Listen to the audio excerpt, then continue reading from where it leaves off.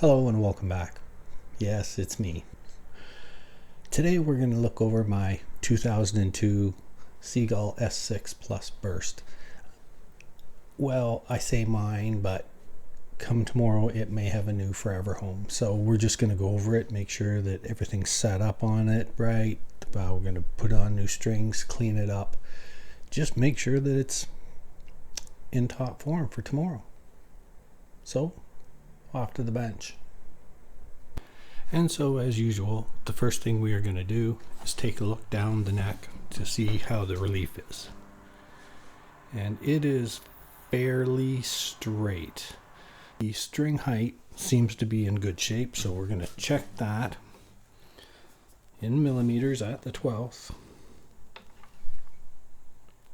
We've got about 2.25, 2.25, 2.25, 2.25, 2.25, and about 2.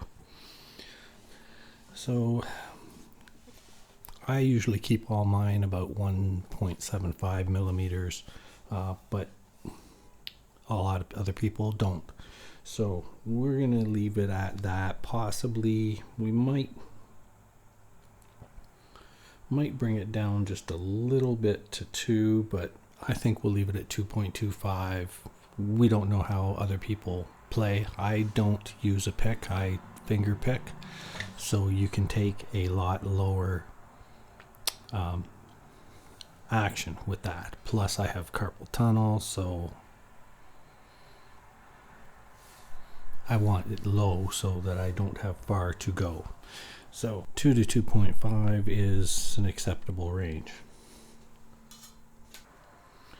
So the next thing I'm going to do is go over every fret and make sure that we have no buzzing anywhere.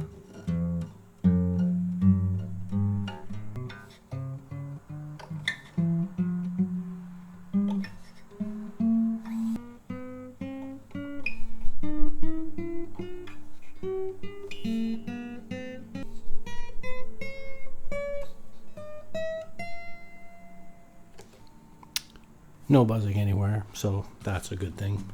So now let's get to the heart of the matter. We're going to change the strings, so it doesn't really matter which one you loosen off first, but get into the habit of loosening off the skinny ones first.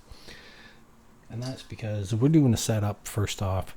There's a chance that you might be loosening and tightening the strings over and over. If you take the pressure off the large strings, which are holding most of the pressure, you have a chance at breaking one of the skinnier strings.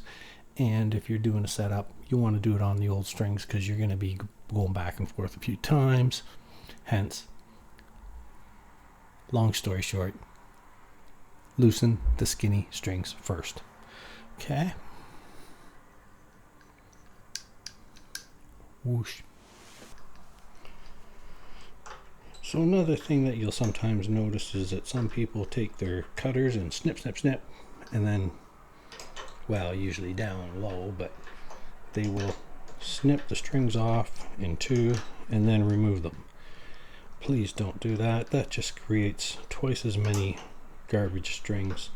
Should really also recycle them. Most of your guitar shops will take back strings to recycle. By all means, please dispose of them in a friendly manner.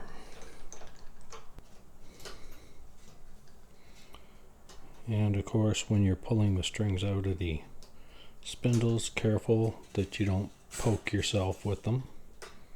Strings are sharp. So this particular guitar has a slightly interesting story to it. It's a 2002 model S6+Burst, but the actual manufacture date was Friday, October 20th of 2001. Seagull's model year starts in August of the year beforehand, so remove the pins carefully. But this particular guitar never really made it to public life until the year 2021. Where it was for those 20 years, I do not know. But the person I bought it from, their father had bought it for them for Christmas, and they had it out of the case maybe 3 or 4 times in the year. They got it for Christmas of 2020 and 2021, and then I bought it near Christmas of 2022, and it was rather obvious from the amount of wear on the fretboard that it was not used. So where it was in that year is anybody's guess. Recycle.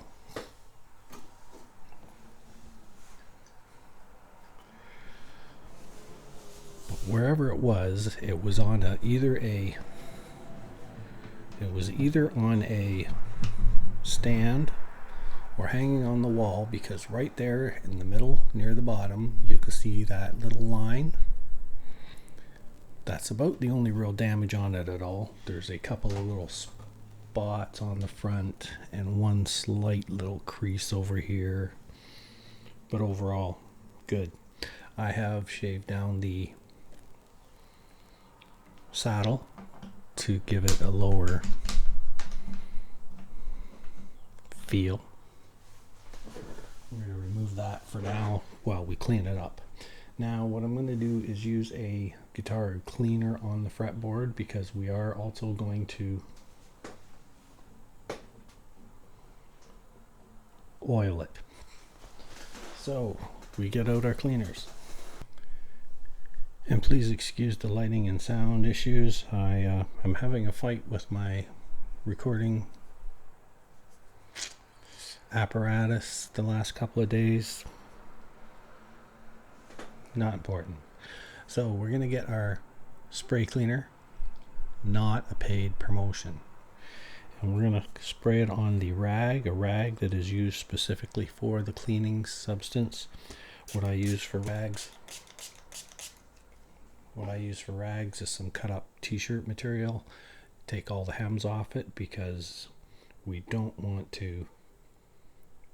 The hems are made of a nylon thread, which are very strong because, well, they're for hems and seams. So if you're scratching your surface with that over and over again, especially a Seagull where it's a solid cedar top which is easily marked, and it has a satin finish on it, so it doesn't have that glossy finish that also has protection in it. So long story short, be careful with what you use for it.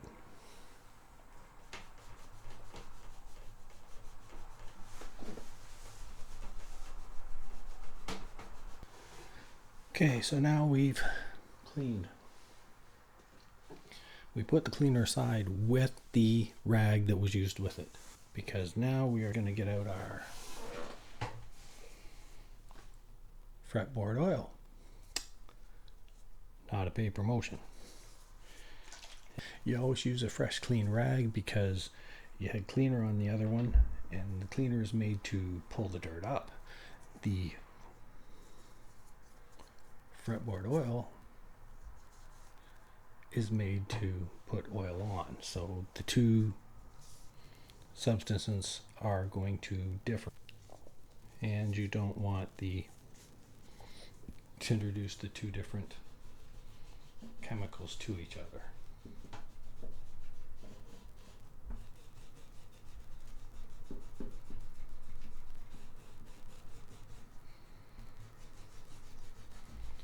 You want to apply a fairly liberal amount of the oil to the fretboard, because we want it to seep in. Make sure you get good 100% coverage.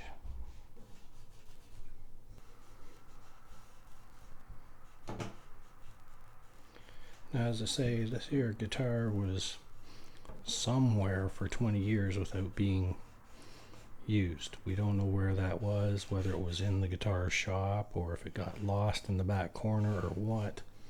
Doesn't really matter. The thing is, that with it sitting for so long, I think the fretboard got pretty dried out.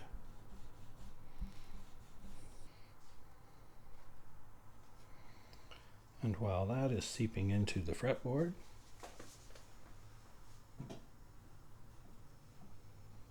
we bring out the spray cleaner again and do the rest of the body. Always spray on the rag, not on the guitar.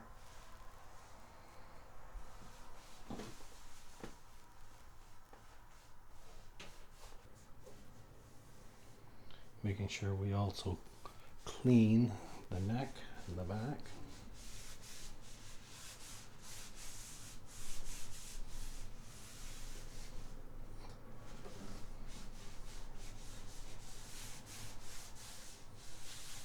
Trying not to get any of the fretboard oil on the body or the cleaner on the neck. And of course doing the headstock as well.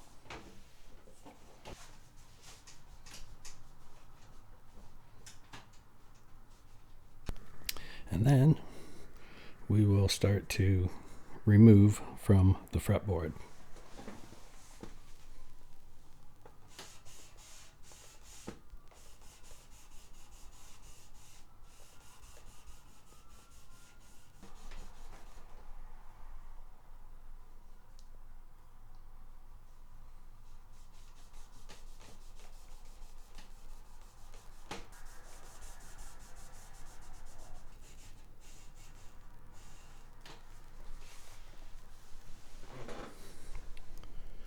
Sweet. How's that look?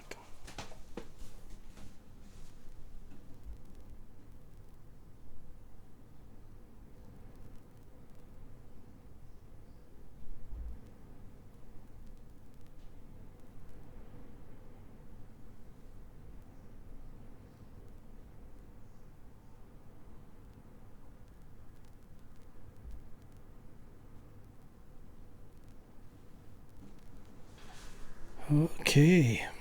Oh, drink.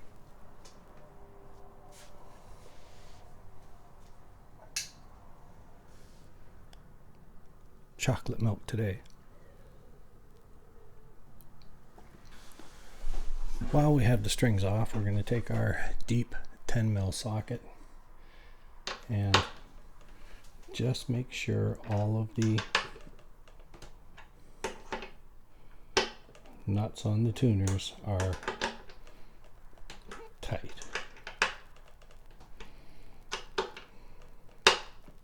You will need a deep 10mm socket because these here spindles will shoot up through the shallow one and push the back of a ratchet off, or a speed handle, whatever you use. It's not deep enough.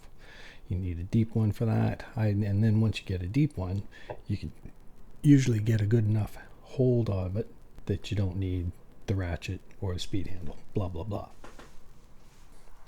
So we take a flashlight, set it down in there,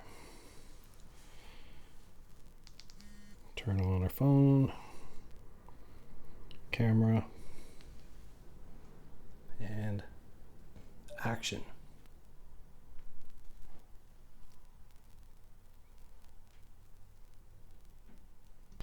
So here you might be able to see the headstock. That's the label that they put on the bottom of the neck. You might just barely be able to see that it is a bolt-on neck and that there's the truss rod hole.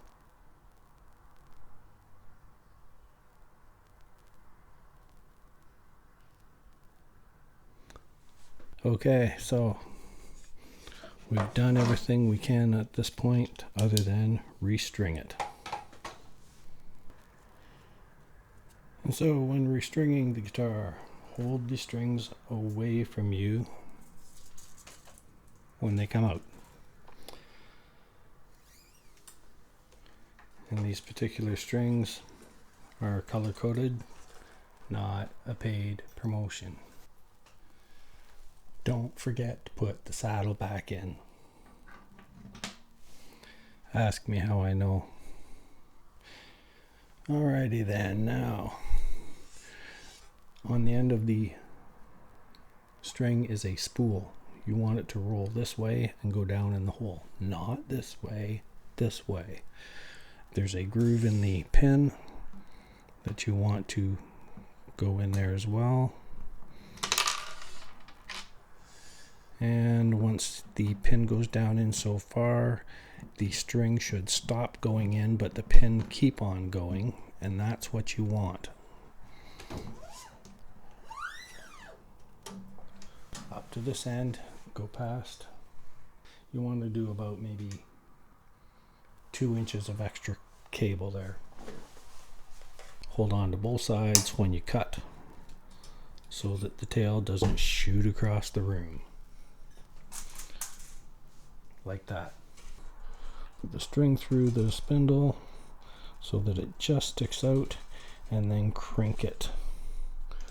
Winding around, you want to go over top of the tail the first time, and then from there on in you want to go under the crank, under the tail, and keep winding down into the guitar head, because you want a little bit of a break in the angle from when it goes in the nut.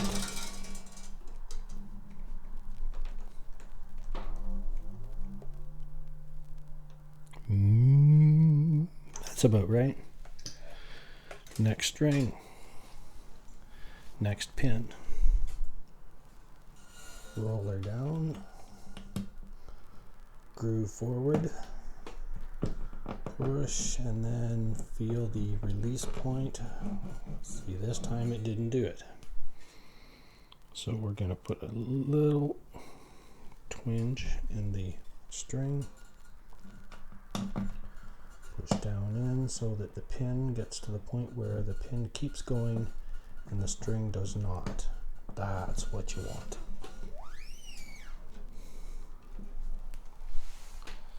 About 2 inches past. Hold both sides and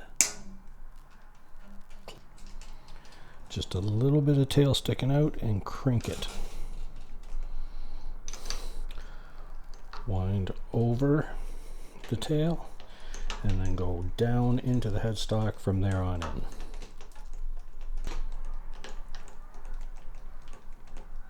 Ah, the candy geese are getting together, getting in a V formation. You know, when you see a flock of geese, why one side is always longer than the other? Geese can't count.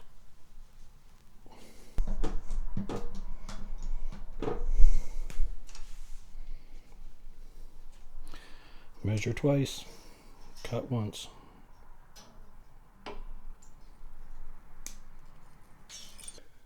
Okay, so that's probably the last restringing I'm going to do for this here guitar. I've had it now for about 2-3 years, and I've only played it a little bit. It's honestly, the guitar's in top-notch, immaculate first sale shape. I'm too old to get this thing to mature. This thing is only going to get better sounding as it goes along, and so it should go to somebody who's going to play it. I have 8 guitars. I don't play this one enough. 3 of them I simply cannot sell just because they're my first 6-string, my first 12-string, my first electric. And then I have a second 12-string, which is probably I'm going to keep. It's cheapy, so it's not worth much. This one is worth much. So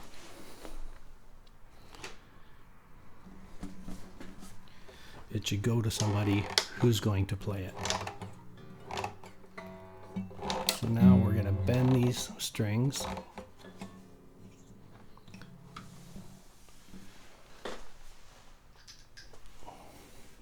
Make sure that all the pins are planted solidly. I'm going to be very careful with this.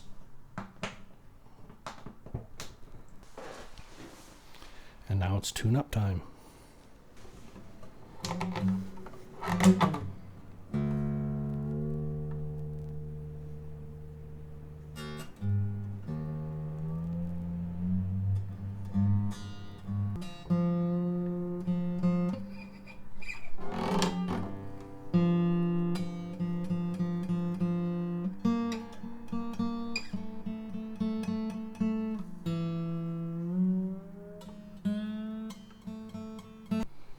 So when you're putting on fresh new strings, you want to bend them a bunch first.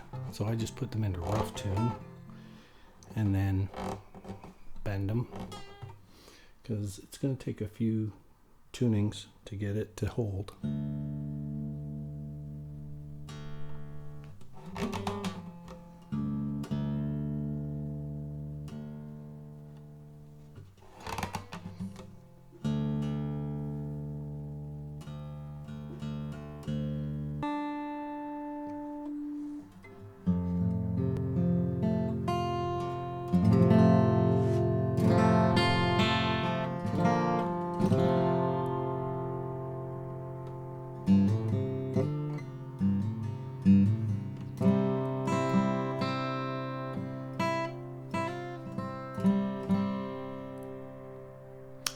In tune.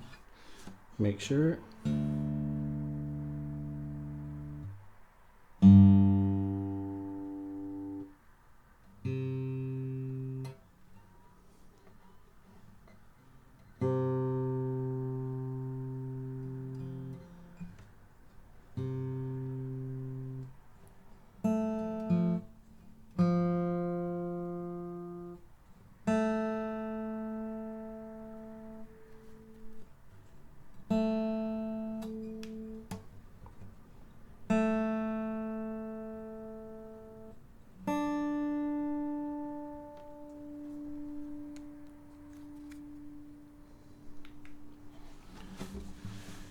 Now, before I go any further, I go and wash my hands.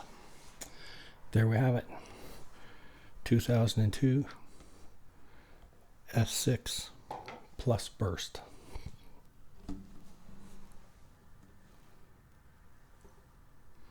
Possibly going to a new forever home tomorrow. With that, I'm probably just going to play it a little bit here. Maybe record something. Who knows?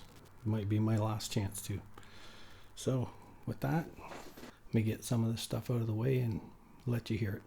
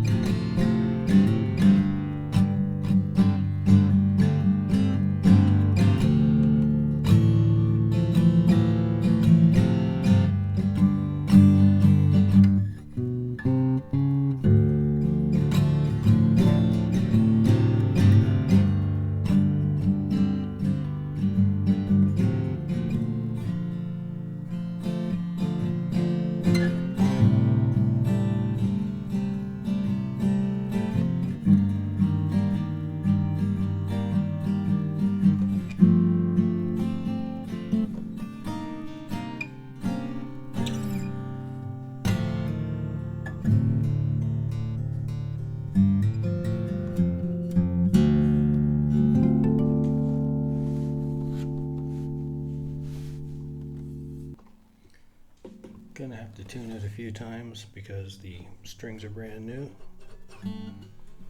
and still stretching in.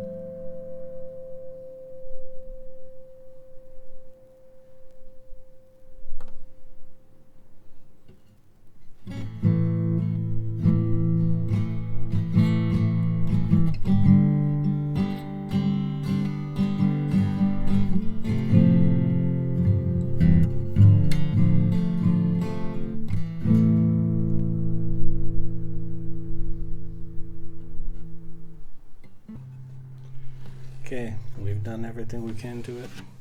Let's check the action.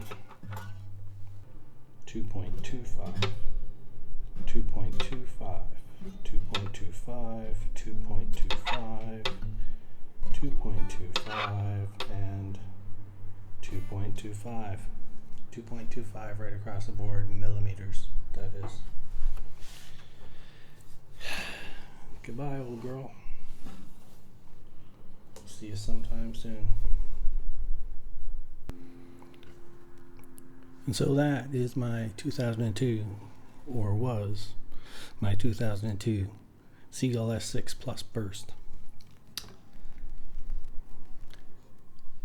I've had a lot of fun with this over the last 3 years, but as I say, it has to mature. It's only going to get sounding better and better as it gets played more, and I don't have the time to play it more to make that happen, so it'd be best that it go down the road and to somebody who can do it. Thanks for watching. Please share, like, subscribe, leave a comment below. Tell me what I did right, what I did wrong. I know I do things wrong.